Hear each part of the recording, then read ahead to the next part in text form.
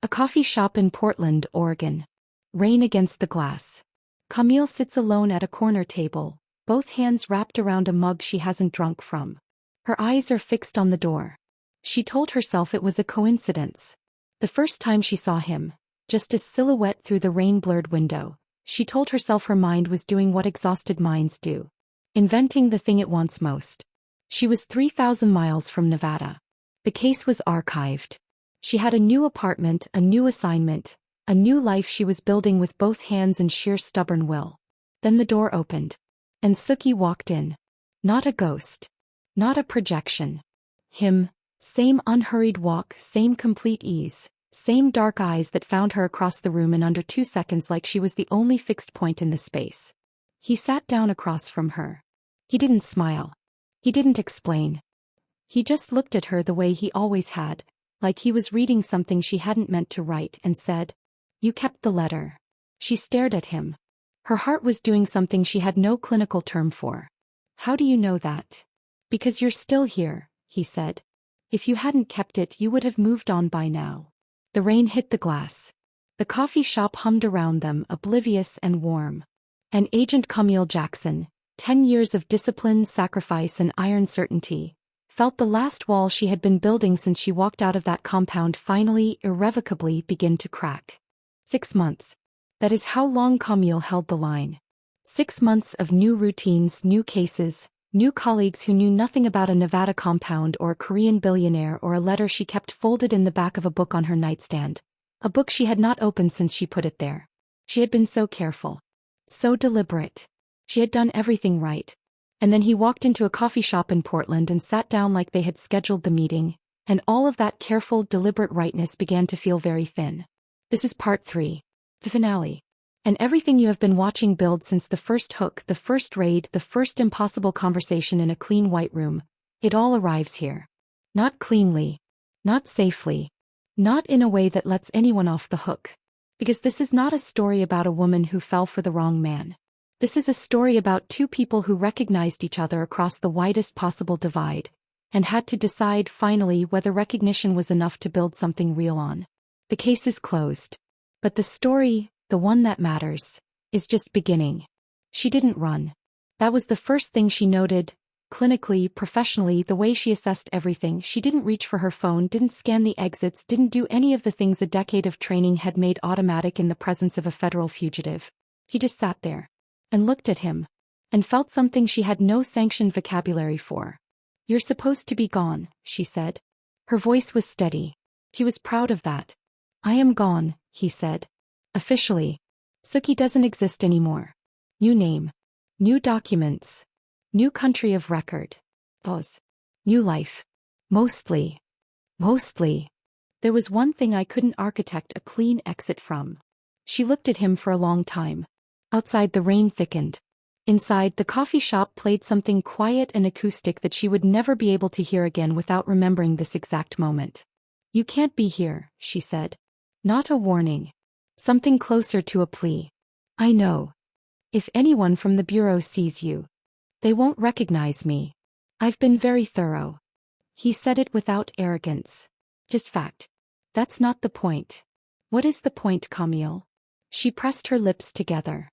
Set down the mug she'd been holding like a lifeline. And said the truest thing she had said in 6 months. "The point is I don't know what to do with you being here. And I've spent my entire career always knowing what to do." He nodded. Fully. Like that was exactly what he had come 3,000 miles to hear. She walked home in the rain. She didn't invite him. He didn't follow. That was almost worse. The restraint of it. The fact that he had appeared, upended everything in the space of a 10-minute conversation, and then simply let her leave. No pressure. No pursuit. Just that look. The one that said, "I'm here. The rest is yours." She stood in her apartment. The new one, the careful one with no corkboard and no photograph on the wall, and felt the full weight of 6 months crash down on her at once. She had thought she was healing. She had thought the absence of obsession meant she was free. What she understood now, standing in her kitchen with rain-soaked shoes and a heart she couldn't slow down, was that she hadn't healed at all. She had simply been very, very quiet. The letter was still in the book. He took it out. "Read it again," the fourth time though she had memorized it after the second. His words in his handwriting, measured and unadorned and somehow more devastating for both qualities. You were the only person who came close enough to see me. She folded it back up, pressed it flat against her sternum for a moment, a gesture so raw she was grateful no one could see it, and then set it on the counter. She picked up her phone. She put it down. She picked it up again. And for the first time since she was 11 years old and watched them carry her father out in a flag-draped box, Agent Camil Jackson sat down on her kitchen floor and cried. Not from grief. From the unbearable, terrifying relief of finally stopping to feel it. He texted her the next morning. A number she didn't have on a phone she shouldn't have had access to. 3 words. Coffee. Same place. She stared at the message for 45 minutes. She was already dressed for her morning run. She had a full workday ahead, a new case in preliminary review, a supervisor who was starting to trust her again after the scar tissue of Nevada. She went. He was already there. Same corner table. 2 cups, 1 waiting. She sat down and wrapped both hands around the mug. Same gesture as the night before, she noticed, and said without preamble, "You need to tell me what you actually want. Not in broad strokes. Specifically." He didn't hesitate. "I want to know if what happened in that compound was real. Not for you on a case. Not you managing an asset. You." The directness of it took the breath out of her. She had expected something more defended, more strategic. She should have known better by now. "That's not a simple question," she said. "I know. I've been sitting with it for 6 months. So have I." They looked at each other across the table. And something shifted, not dramatically, not with music or rain for effect this time, just quietly, the way tectonic things move. A centimeter. An inch. Enough. "It was real," she said. So low she almost didn't hear herself. He exhaled. 1 breath. And in it she heard 6 months of a man holding something very carefully, afraid of breaking it. He said. "Okay, doesn't solve anything," she said. "No," he agreed. "But it's where we start." She told him about the night on the kitchen floor. Not immediately. It took until the 4th meeting, 2 weeks into something that had no name and fit no category, and she was fully aware the most professionally catastrophic thing she had ever allowed herself. But she told him. Because she had decided, somewhere between the 2nd meeting and the 3rd, that if this was going to happen then it was going to happen honestly or not at all. He listened the way he always listened. Completely. When she finished he said, "I spent the first 3 months after I left running the logistics. New identity. New location. New everything. I was very efficient about it. Very controlled." He looked out the window. "The 4th month I stopped being efficient. I just stopped. For about 2 weeks I did almost nothing. Ate badly. Slept badly. Walked a lot. What happened in week 5? I admitted to myself that I'd built an entire new life with a hole in the center of it." He looked back at her. "And that the hole had your name." The sentence landed in her chest and stayed there. She had spent 10 years being afraid of the wrong things. Afraid of failing the case. Afraid of losing the mission. Afraid of the moment when the obsession might end and she'd have to find out who she was without it. She had never once been afraid of being loved. She was afraid of it now. Completely, entirely, productively terrified. "I don't know how to do this," she said. "Neither do I," he said. "That's the first thing we've had in common that wasn't adversarial." She laughed. She hadn't seen that coming. Neither had he, from the way it softened his face. It was, she thought, a very good sign. She asked him one afternoon what he had become. Not who, what. What did the new life look like underneath the cover and the clean documents and the careful distance from everything he had been? He told her. He had used a fraction of the assets he'd moved offshore, legitimate, untraceable, the kind of wealth that predated the empire, to fund 3 things. A legal aid organization in Los Angeles that specialized in defending low-income defendants in drug cases. A recovery program in Busan. And a scholarship fund for children of incarcerated parents in Nevada, Texas, and Arizona. He had set all 3 up through intermediaries. His name was on nothing. He would receive no credit, no redemption narrative, no profile in a magazine about reformed criminals. He had simply done it. Quietly. Like a man settling a debt he knew could never fully be paid. Camille listened and felt something move through her that she couldn't name. Not forgiveness, exactly. Something more complicated and more personal than forgiveness. Recognition. The same thing she had felt in the compound, only louder now. Only more. You built something good in the wreckage, she said. I tried to. He looked at his hands. It doesn't cancel anything. I know that. No, she said. It doesn't. A beat. But it's the kind of thing a person does, she said, when they're trying to become someone worth knowing. He looked up. And she held his gaze and let him see that she meant it. All of it, the complication and the clarity both. And the look on his face in that moment was the most unguarded she had ever seen him. It was the first time she saw him afraid. Of losing this. Of her. It was a Thursday when her world detonated. She was in her office. New case, new focus, the comfortable numbness of professional purpose. When her supervisor appeared in the doorway with an expression she had never seen on his face before. Something between pity and dread. Sit down, Camil. An anonymous tip had reached the Bureau's Internal Affairs Division. Someone, she would never find out who, had reported that Agent Camil Jackson had made contact with a known federal fugitive post-case closure. The tip included a photograph. Grainy, taken through the rain-blurred coffee shop window but unmistakable. Her and Suk-yi across a table, 2 cups between them. Her heart stopped for exactly 3 seconds. Then training kicked in, the deep muscle memory kind that lives below panic. And she kept her face composed and said, I need to see the photograph. She looked at it. The angle. The timestamp. The quality. She thought about what it proved and what it didn't. That man approached me unsolicited in a public location, she said. Steady. Deliberate. I didn't recognize him. I have no record of any previous contact with him under his current identity. That photograph shows a conversation I reported as a routine public interaction. She met her supervisor's eyes. Where is that report filed? The report she had written at 11 p.m. 2 days after the first coffee shop meeting. The one she had filed correctly under the right case codes in the right system.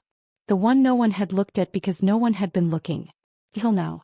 The review board convened in 48 hours. She texted Suk-yi that night. 4 words. Don't contact me. Wait.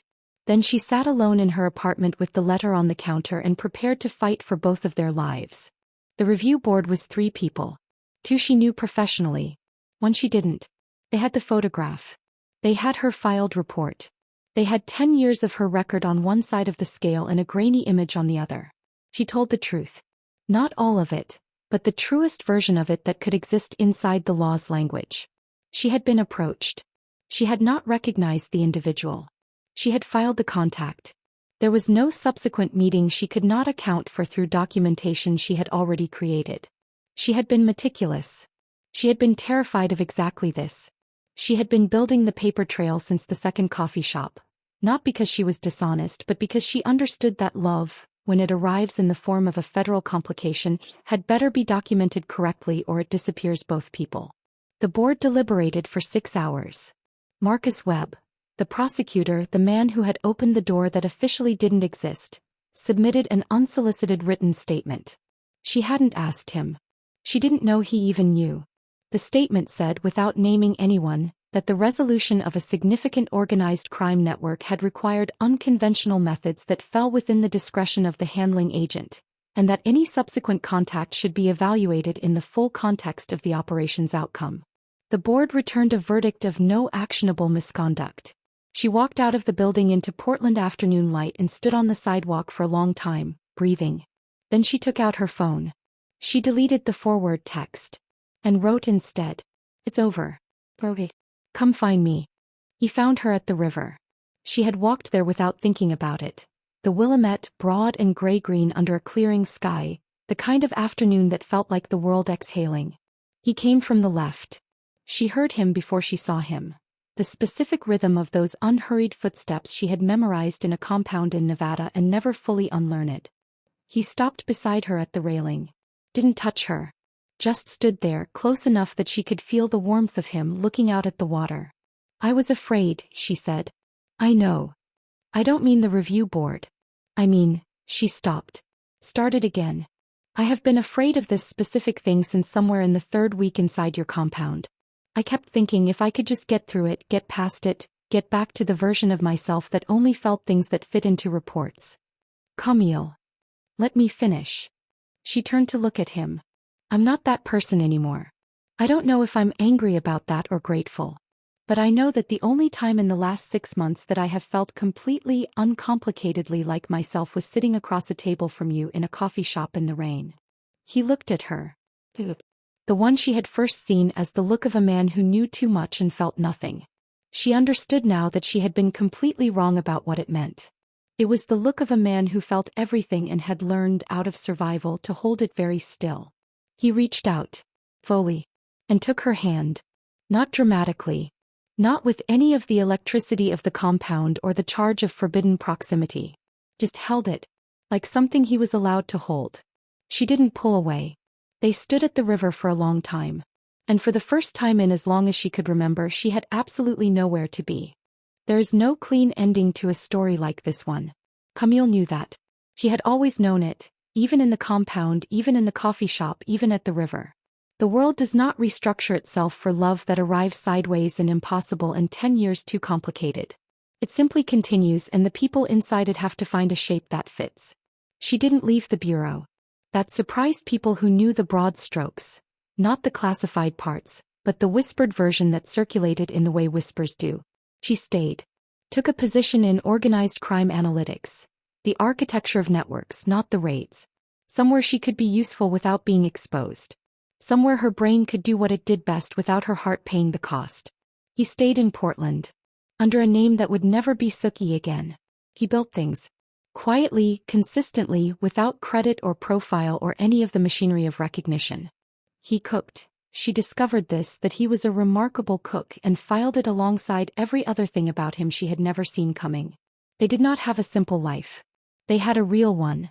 Complicated and careful and punctuated by moments of fear that something would surface, someone would look too closely, the past would reach forward and take what the present had built. Sometimes, late at night when the city was quiet, she would lie awake and think about the photograph on her old corkboard. Him at the warehouse fire, watching it burn, that ghost of a smile. And she would understand finally what it had actually been. Not arrogance. Not menace. Not the cool detachment of a man who felt nothing. He had been smiling because he had already seen her through the camera lens. Because across 200 yards of smoke and emergency lights, some part of him had already recognized her. And was waiting. They never made the news. The case never reopened. The letter stayed in the book. Moved now to a different shelf, in a different apartment, in a life that held 2 people instead of 1.